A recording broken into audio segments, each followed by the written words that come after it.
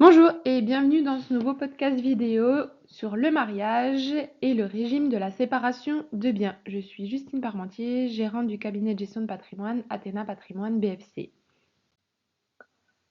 La séparation de biens, indépendance et protection patrimoniale dans le mariage.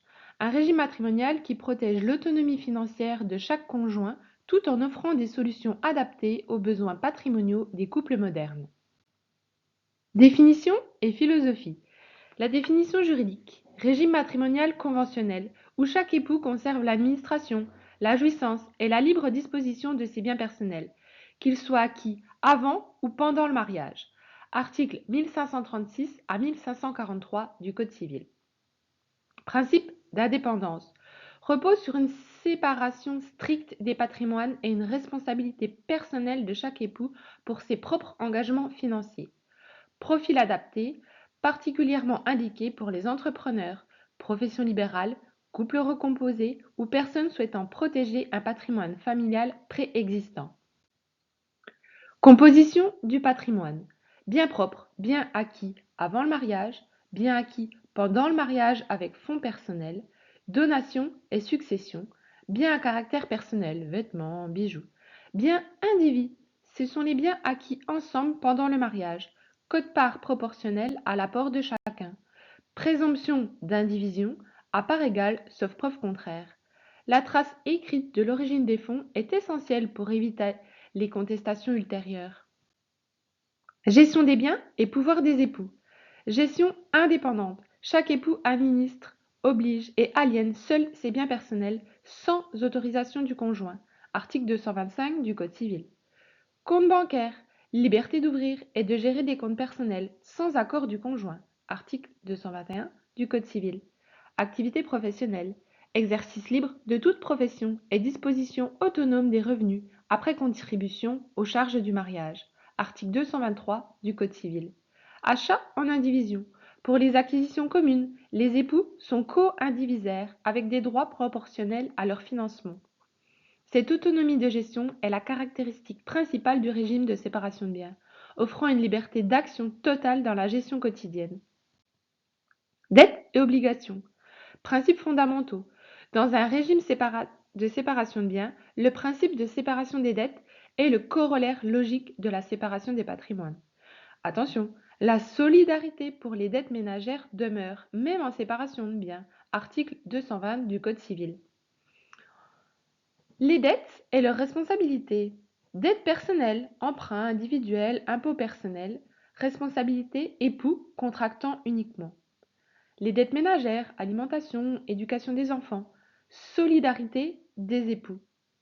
Dettes professionnelles, responsabilité de l'époux exerçant la profession uniquement. Dettes liées à un bien indivis, responsabilité proportionnelle aux parts dans l'indivision. Dissolution et liquidation du régime. 1. L'événement déclencheur. Divorce, décès d'un époux ou changement volontaire de régime matrimonial. 2. Reprise des biens propres. Chaque époux ou ses héritiers reprend la propriété de ses biens personnels sur présentation des justificatifs appropriés. 3. Liquidation des indivisions. Les biens détenus en indivision sont partagés selon les quotes-parts de chacun. En cas de désaccord, intervention possible du tribunal. 4. Récompense éventuelle. Calcul des créances entre époux pour les contributions inégales aux charges du mariage ou financement d'un bien propre par l'autre époux. La simplicité apparente de la liquidation peut être compromise par l'absence de preuves claires de propriété ou par des financements croisés mal documentés. Variantes et aménagements. Séparation avec société d'acquêt. Création d'une masse commune pour certains biens désignés, résidence principale, biens professionnels, tout en maintenant la séparation pour le reste du patrimoine. Clause particulière. Définition précise des charges du mariage et de leur répartition. Modalité de preuve de propriété simplifiée. Clause de préciput pour le conjoint survivant. Avantages matrimoniaux. Possibilité d'inclure des clauses avantageant un époux, notamment la clause d'attribution intégrale au survivant pour la résidence principale. Ces aménagements permettent d'adapter le régime de séparation pur aux besoins spécifiques du couple. notamment pour protéger le conjoint le plus vulnérable économiquement. Point de vigilance et conseils pratiques.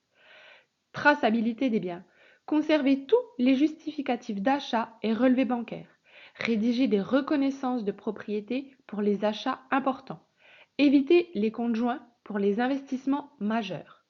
Protection du conjoint. Mettre en place une assurance vie avec clause bénéficiaire appropriée. Rédiger un testament pour compléter la protection légale insuffisante. Envisager une donation au dernier vivant. Anticipation fiscale. Optimiser la détention des biens pour réduire l'impact fiscal. Prévoir les conséquences successorales en cas de décès. Anticiper les droits de mutation à titre gratuit.